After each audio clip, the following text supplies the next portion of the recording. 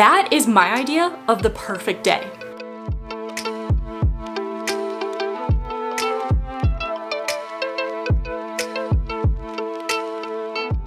Which ended up being a 5-star read.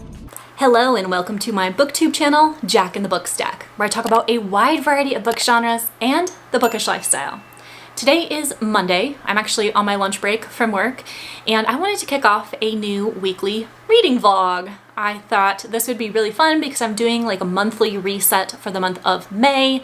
It's still April right now, but it's gonna be May very shortly. And I gotta be honest with you, I am overwhelmed with life right now.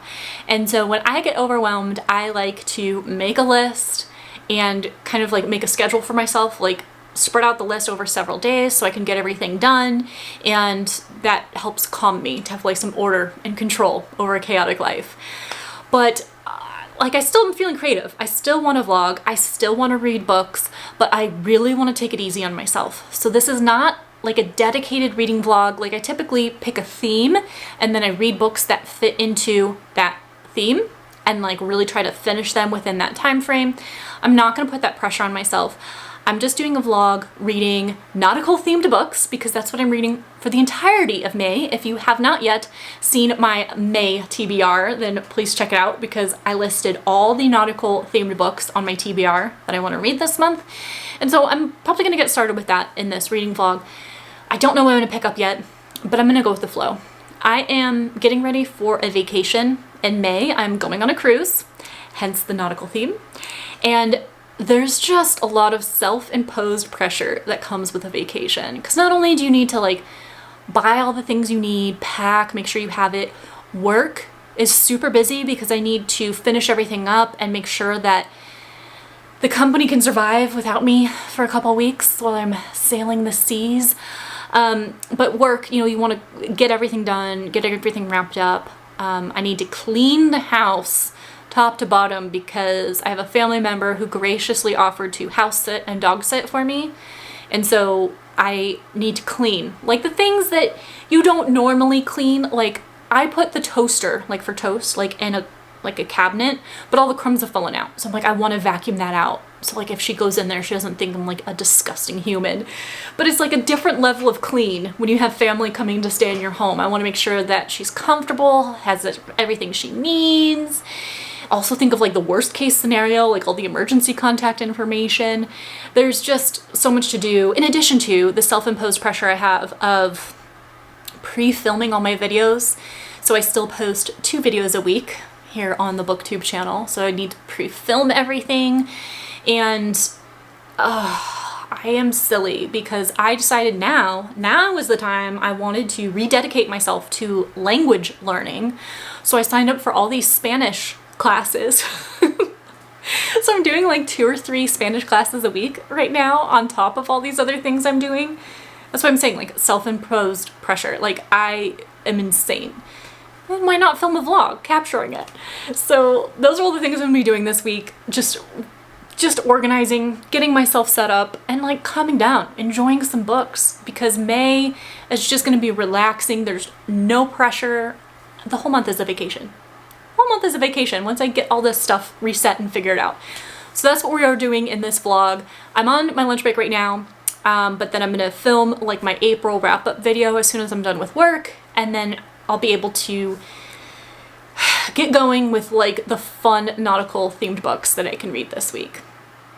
Here's a little behind the scenes action. I just finished filming my April reading wrap-up. So this is what it looks like, the chaos after filming. Have all the books that I go through, and then I have like GoodReads notes open for the books that I don't own physical copies of.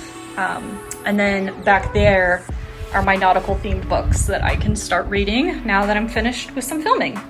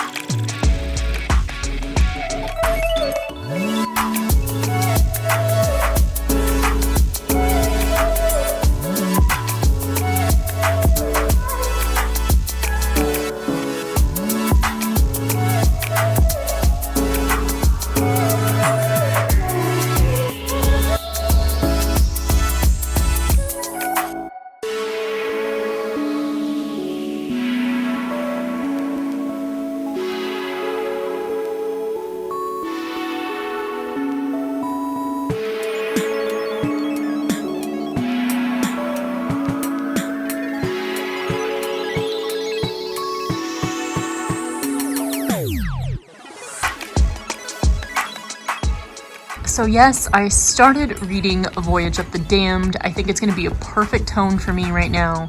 But now I'm indulging in one of my guilty pleasures, which is binge watching Hell's Kitchen. And I am doing that while editing my April reading wrap-up. I started doing this thing with the graphics that I really like. It's a whole lot of work, but I hope you guys like it because I just think that is really, really fun. Like a graphic with the book cover. So it is like editing chaos right now, but hopefully y'all like it.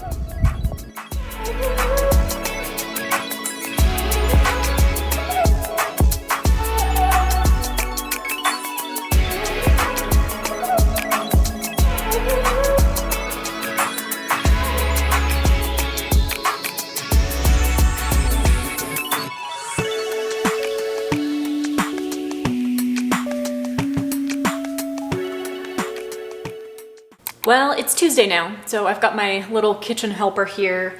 I'm making a little chicken salad on some cucumbers for lunch, and I thought I would do a little bit of an update. I don't know if I'll do daily updates, but I can do this one now. By the way, if you don't have one of these in your kitchen, like, you are missing out. It's like scissor cutting board, so I use it to cut my cucumber, and it's amazing, lifesaver. Anyways, beside the point. Last night I did start Voyage of the Damned. I didn't read too much because, as you saw, I was focusing on editing some BookTube videos, but I did get 2 chapters in, and my initial impressions are that it reads very much like a young adult book with the writing style, even though our main character is 22 years old, but it's very like sarcastic and campy, which in any other mood, I could be really annoyed with, really annoyed. But right now I'm finding it like really fun and a good escape since I'm feeling a little bit anxious right now, like as I was saying yesterday. So it kind of fits the mood well, but as I dive in more, I'll tell you guys more about what it's about and, you know, help you decide if you should read it. So I got 2 chapters into that. I went to bed super early because work started for me today with my first meeting at 6:30. 6:30 a.m.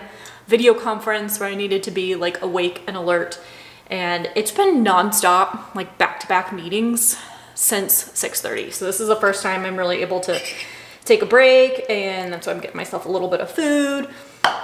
But it's a busy time. The mailman also just came, and I got a book outlet delivery. So I'm gonna eat my lunch and then film a little book haul, and I pieced together all my book haul items throughout the month, and then I post a video about it.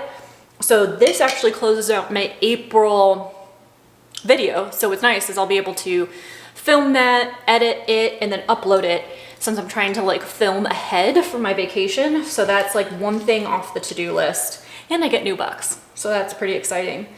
I don't know how much reading I'm gonna do tonight.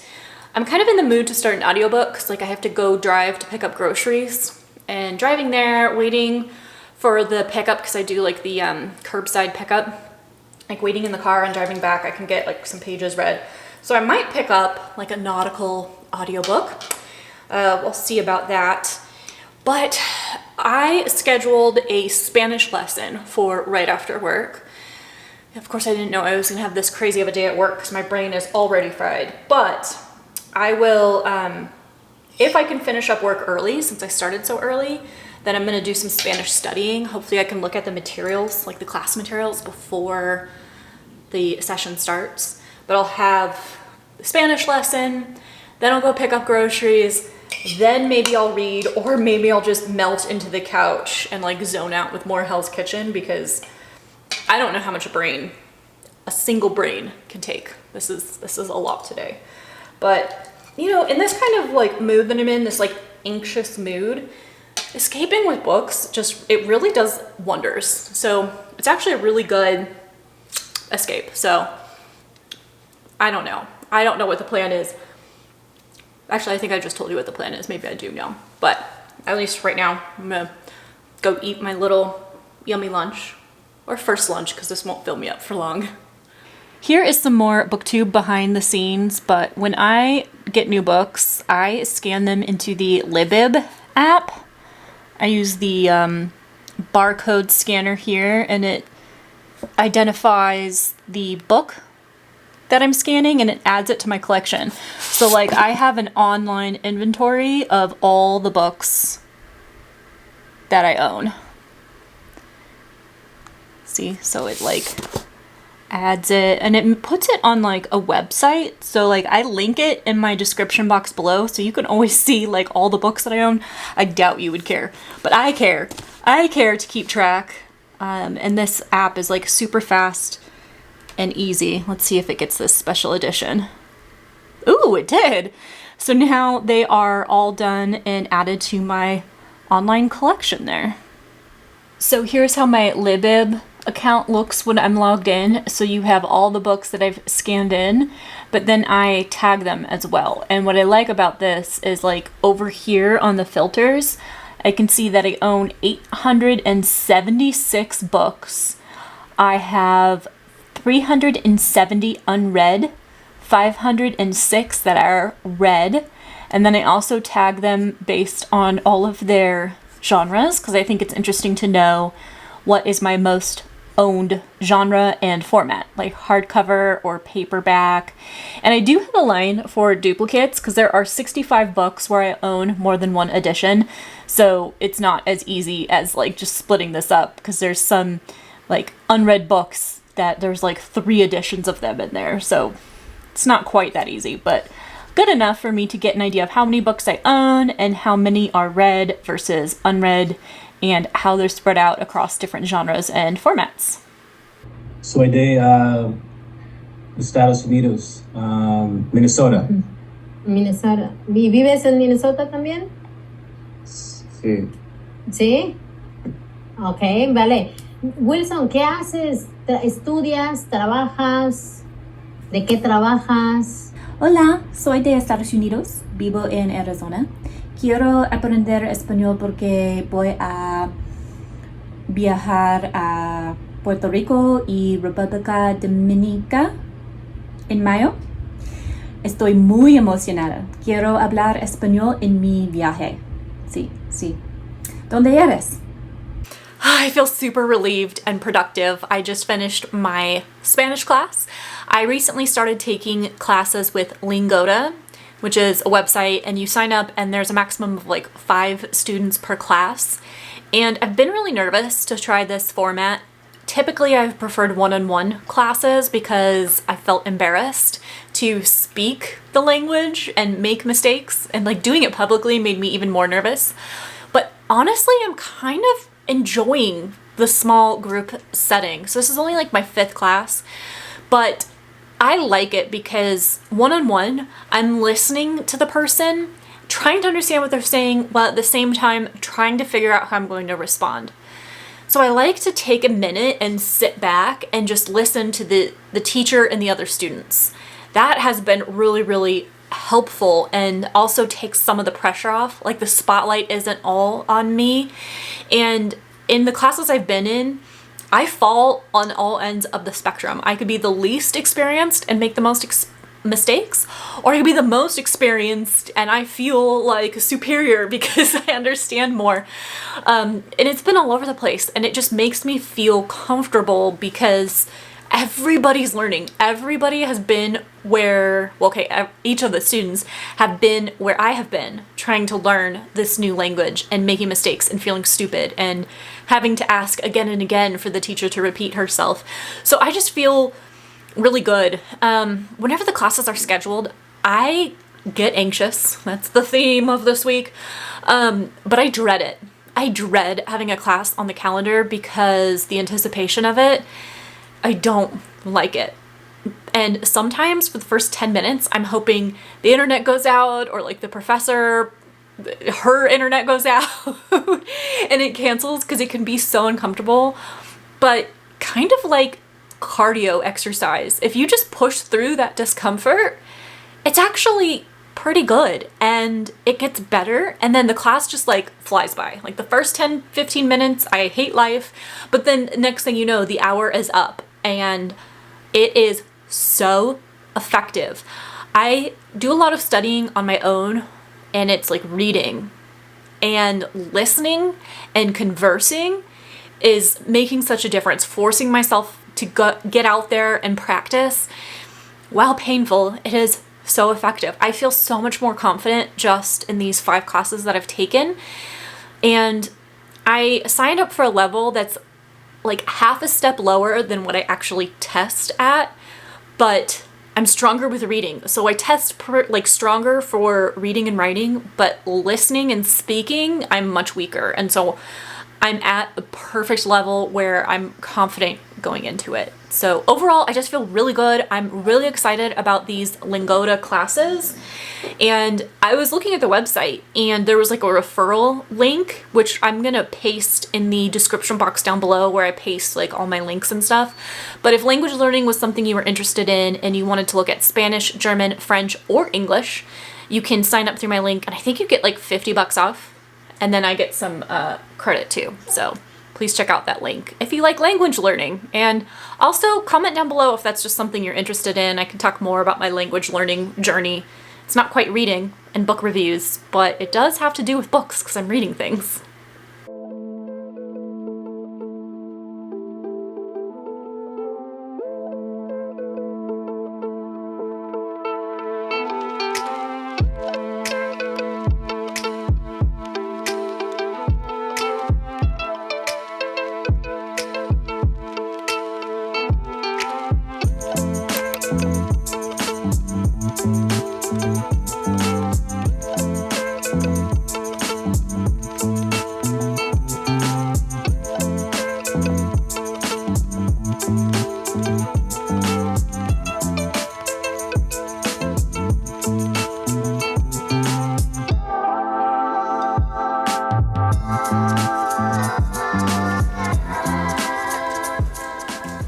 Be advised, this novel contains discussions of self-harm and suicide. The cure for anything is salt water, sweat, tears, or the sea. Isaac Dinesen.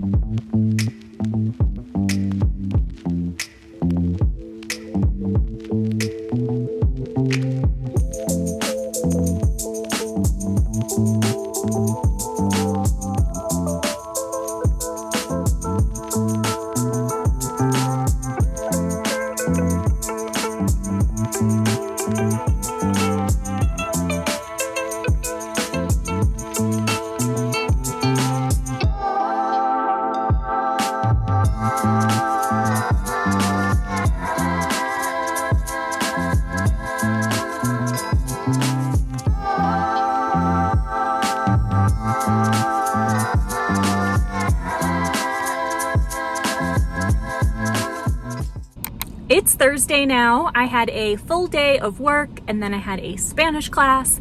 Then I just got my claws done in this pretty bright neon pink color. Thought this was a great time to do a reading update because you saw that I finished Our Wives Under the Sea and it didn't have the highest rating. And that really came from the writing style, which I didn't really enjoy all that much. So this is a book about 2 wives, Mary and Leah. Leah was going in a submarine and she was supposed to be gone 3 weeks, but she was gone 6 months. And when she came back, she wasn't quite the same. So this story hops from both of their POVs and it also jumps around in the timeline. It jumps from present day and Mary's talking about the weird things going on with Leah. She's very detached. She's bleeding from her gums and her pores and she's drinking salt water and all this like really, really weird stuff. So we have that and then we flash back to what was going on in the submarine. That alone sounds really, really cool. And I did have the right expectations for this book, that even though it's categorized as a horror on GoodReads, I was expecting more of a literary horror that focuses on emotions of like loss and grief.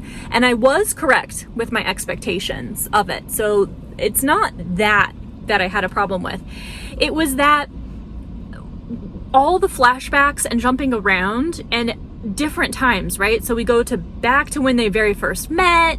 We go to right when she got back from the submarine or where we are today, and flipping the POVs. It was just too much. It was very disorienting, and I couldn't connect with the emotions that our characters were feeling. I didn't even care about the thrilling plot of like what was going on in the submarine. It was just very, very challenging for me, and purely due to the writing style. So I finished that book, meh. But I did move on to Float Plan, which ended up being a 5-star read for me. And this is another one that I had correct expectations for, because this is a contemporary romance, and I knew it was going to have heavier tones to it, because this is about a woman who lost her fiance when he took his own life. And this is something I can relate to. About 6 years ago, I did have a significant other who made that same decision. And I didn't necessarily want to read this book because of that. I didn't expect it to be cathartic. I wasn't expecting anything from it due to my own personal experiences.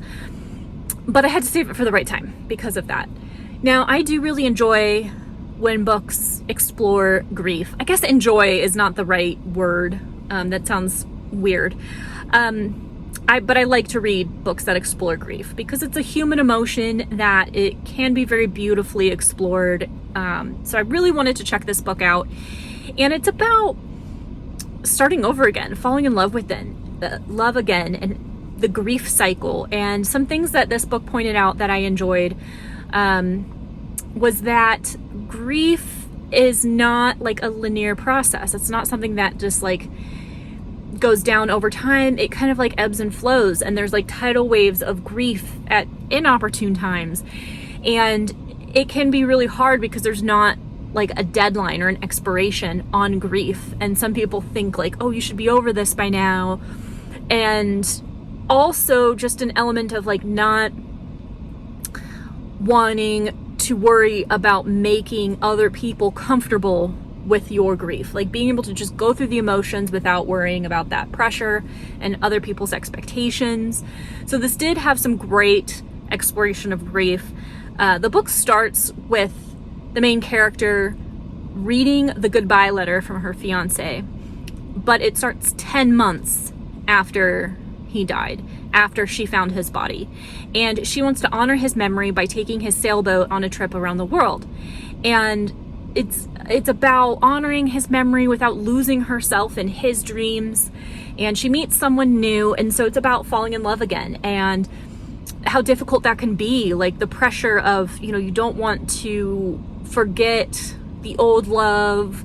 Is it too soon? All this kind of stuff. So it was a beautiful story, and their chemistry was great, and he was so understanding and said all the right things of like, I'm not jealous of him. I always want you to remember him and think of him fondly. And, it was great. So that in itself was wonderful, because I love romance with substance, but I also loved the adventure of the story.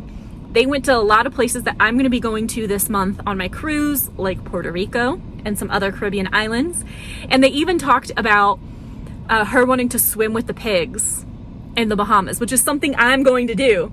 And unfortunately, the book tells you it's a tourist trap, which, I'm kind of expecting that anyways, but sets my expectations for the trip.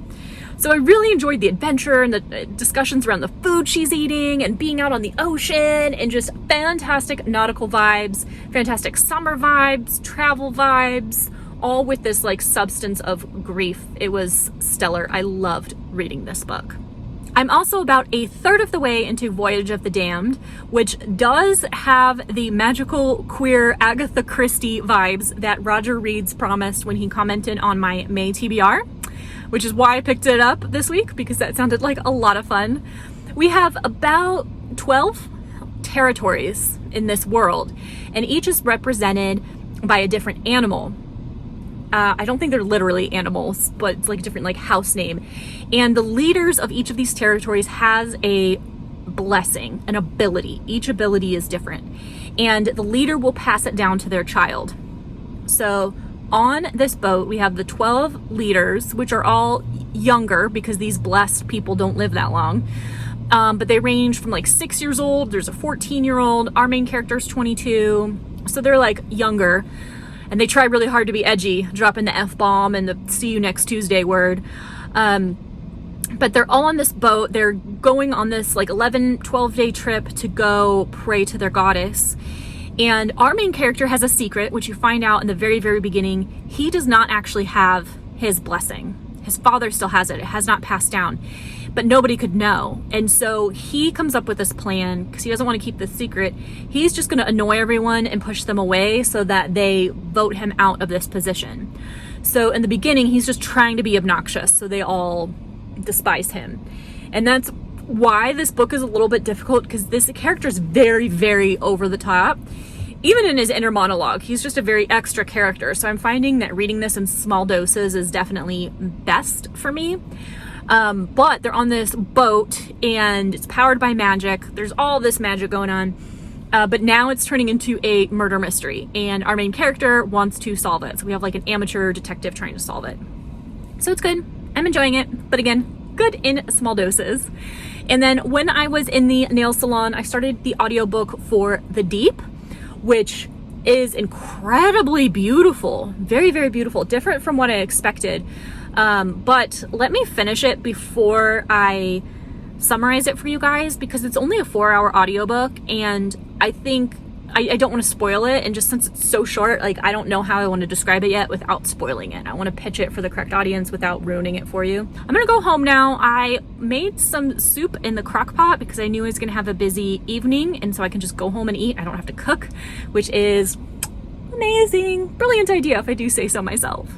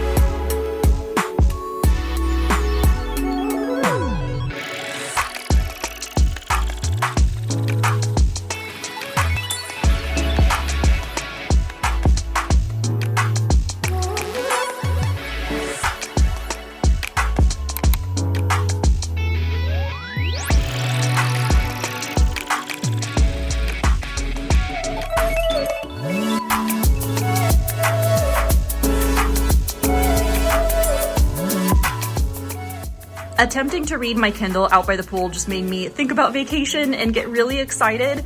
So instead I'm gonna work on my packing plan. And I've got Gordon Ramsay playing in the background. He's hanging out with me because I'm obsessed. But this is a garment rack that I assemble whenever I have a trip coming up and put some outfits together, try and pair different outfits with different activities that we have planned. So I think I'm gonna work on this, make sure I have everything, make sure I don't need any last minute items. But I think I'm just gonna work on preparing for my trip.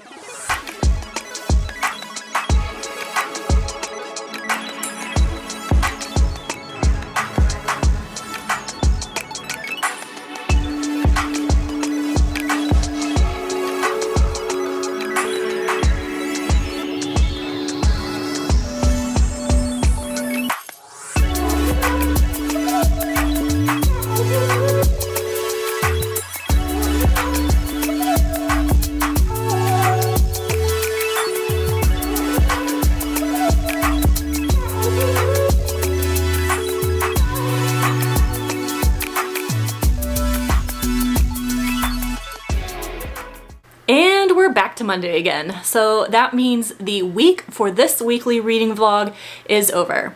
But did you see my day yesterday? That is my idea of the perfect day. Going to get a 90-minute massage and then going shopping and getting some food for a yummy dinner, hanging out by the pool and reading. Those are just all my favorite things. So I feel very refreshed going into this work week. So that is a great weekend. Now let me summarize some of the books that I finished that I haven't updated you on yet, rather than just rambling about my awesome weekend. You were there, you saw it, right? So first of all, I finished the audiobook for The Deep. This was incredible. I said this was really short, so I think I just want to tell you that it's kind of like The Giver meets The Little Mermaid. And that's because our main character is like the historian of her people. And she holds on to all the memories, all the painful memories of how they got there, how they became mermaids, and different painful things that they have seen. She holds on to all of them. Except for once, I think a year, she lets them have the memories to remember things, and then she takes them back. So it's a really painful role that she has. So that really reminded me of The Giver, which is one of my favorite all-time books.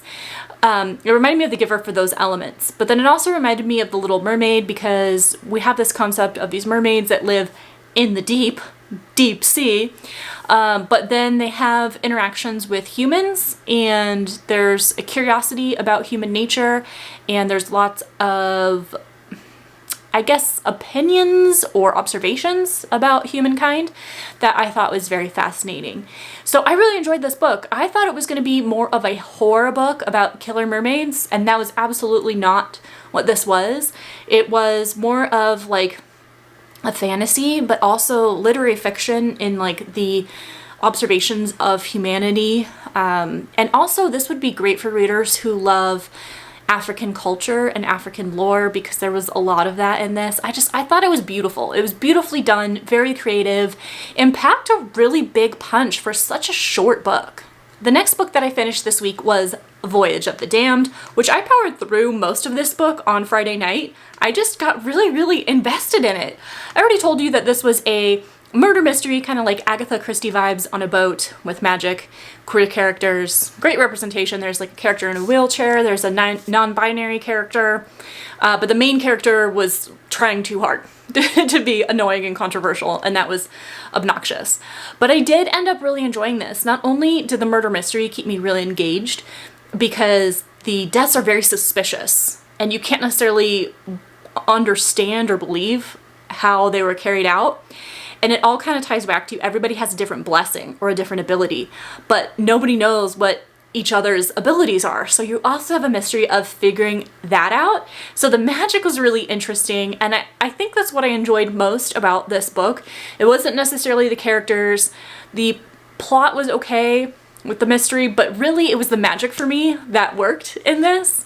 I really love this book. And you know what's interesting? The dedication page says, "For everyone who has ever entered a room and felt like they did not belong." And that really captures the tone of this book, kind of being an outcast. And I think that's another reason why I felt like this read a very YA, which I maintained that opinion throughout the book, because it is very much about feeling on the outside, feeling like you don't belong, feeling other than or like different. And that's something that, I mean, me as an adult, as a 30-something-year-old definitely feels, but I think it's more prevalent in like the YA genre where there's like more insecurities. So I liked it. I'm not dismissing it. I hope it doesn't seem that way. I really enjoyed this book. I would actually say I love this book because I liked the tone and the magic so much. So after that, I was in a weird mood because I was still like, my brain was still in the story. I was still like on the boat with these characters and thinking about their magical abilities and like how you could use those abilities in other ways. Like, I don't know. Do you ever think about that? Like the magic and like how you would use it in your everyday life? I don't know. I really enjoyed that. So my mind was kind of stuck on it. But weirdly enough, I was in the mood for a nonfiction. So that's when I picked up Island of the Lost. I downloaded this from Libby. So I got it through my library and got it on my Kindle. And I've been kind of like dabbling with this, it hasn't quite grabbed me yet. I'm about a third of the way into it at this point. It is very, very dry. And someone commented on, I think it was my TBR video, my May TBR video, and said they DNF'd this because it was very dry. And I can absolutely see that because it is hard to get into. Like, it seems very scientific. We're diving into the history of this island and like why it's a deserted island and kind of the history of like seal hunting. And our characters, like the boat finally just got stranded on this island and there's like, I think it's 2 weeks have passed. So they're figuring out how to get food, how to build shelter, all that kind of stuff. So finally, like the shipwreck happened, but I'm gonna read it. It's not bad, but it is very dry. So it's hard to like sit there for hours and read this book, right? The estimated Kindle time to read it is only like 4 hours, but I think because it's taking me a little bit, like the time has like extended a little bit to like 5, I think. So I don't know. It's not supposed to be a long book, but it is taking me a little bit because it's not capturing me, but I am optimistic that it will now that they're on the island. So that is the wrap up of all the books that I have finished this week, which was a lot. I think Float Plan was definitely my favorite.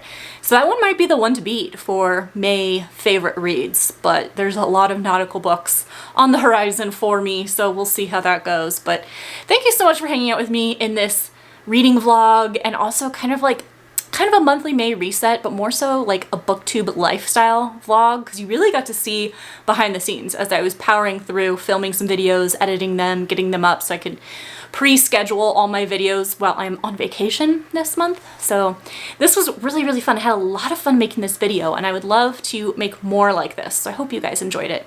Thank you so much for hanging out with me. I will see you in the next video.